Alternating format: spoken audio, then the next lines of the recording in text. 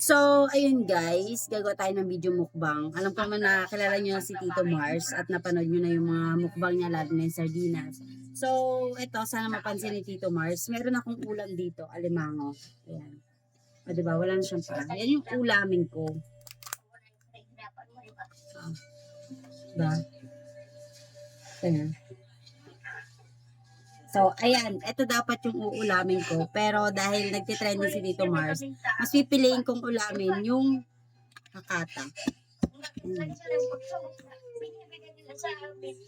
So, ito Tito Mars, yung ating hakata.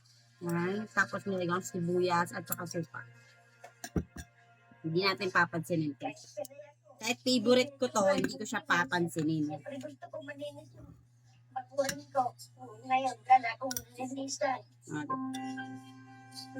Pinatayo ni Mura ang bahay taong 2005. Kung taon kong pagtrabaho ng children, ito pa nga kondakto, yung kapatayo niyo po ako ng bahay. Oy. Kung work ako sa children, nasonal ko rin to. Yung iba naman, sa abroad, mga show, kasama ko sila, ito doon sila.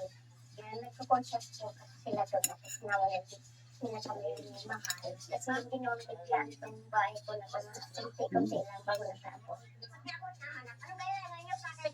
Matapos maglaylo sa pag-aartista sa Bicol Natugra Sigura. Kasi yung ginagawa ko, acting-acting lang.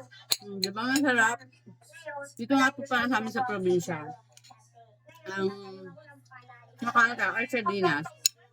Special na po para sa mga kapatid naming mangyan. Yes, mga mangyan po. Mga katutubo naming mangyan. Kapatid, kalahi, ganyan. Pero isa lang po masasabi namin. Respetuhin at galangin po natin kung ano po yung mga ulam or kinakain po ng kapwa natin Pilipino. Kasi ito po ay nabibigay ng sa kanila ulam, special na ulam na nakakapawi po ng kanilang gutom. Ganyan.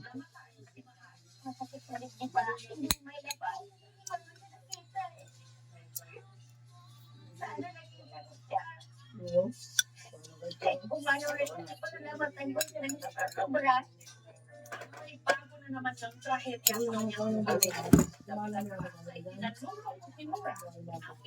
Tito Mars, kaya mong kainin to?